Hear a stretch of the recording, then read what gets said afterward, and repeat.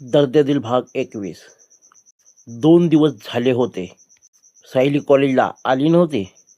राहुलने तिला फोन करण्याचा खूप प्रयत्न केला, पण फोन बंद येत होता. राहुल खूप टेन्शनमध्ये होता. त्याच्या डोक्यात बरेच चांगले वाईट विचार येत होते. त्यांनी सायलीच्या मैत्रिणीकडे चौकशी केली, पण त्यांनाही काहीच माहीत नव्हते. राहुलने सरळ तिच्या घरी जाण्याचे ठरवले. सायलीने घरी कोणाशीच काहीही न बोलता स्वतःला रूममध्ये बंद करून घेतले होते. तिची अवस्था फार वाईट झाली होती. ती नीट जेवणही करत नव्हती. घरच्यांनी तिला समजवण्याचा खूप प्रयत्न केला, पण ती या धक्क्यातून अजूनही सावरली नव्हती. तिला या परिस्थितीतून कसे बाहेर काढायचे हे तिच्या आईवडिलांना समजत नव्हते. राहुल तिच्या घराच्या हॉलमध्ये येऊन मोठ्याने सायली हाक मारू लागला. इतक्यात तिचे आईवडील तेथे आले. त्यांच्याजवळ जात, "पप्पा, खरं सांगा, तुम्ही सायलीला कोठे लपवून ठेवलं आहे? रावसाहेब, तू येथे कशाला आला आहेस? जा येथून, सायली घरी नाही."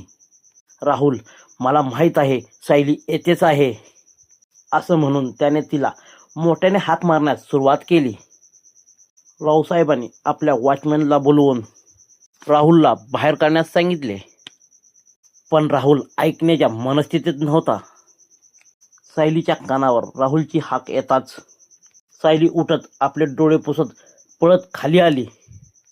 समोर राहुलला पाहून भानावर येत जाग्यावर थांबली. तिला खूप राग आला होता.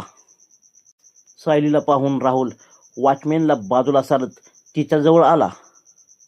"सायली, तू काळजी करू नकोस, मी आहे," असे म्हणत तिच्याजवळ जाणार तोच सायली रागाने ओरडत, "तू जा येथून.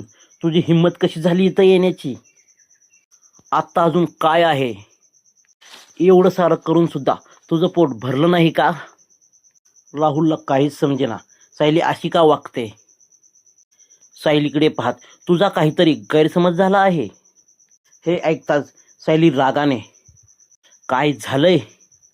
तू काय केले आहे ते सर्व मला माहीत झाले आहे, आणि तुलाही माहीत आहे. मला या विषयावर काही बोलायचं नाही. मी तुम्हा सर्वांना काय समजत होते, पण तुम्ही तर फार खालच्या थराचे निघालात. तू माझ्या भावनाशी खेळलास. तू जा येथून. मला तुझे तोंड सुद्धा पाहायचं नाही."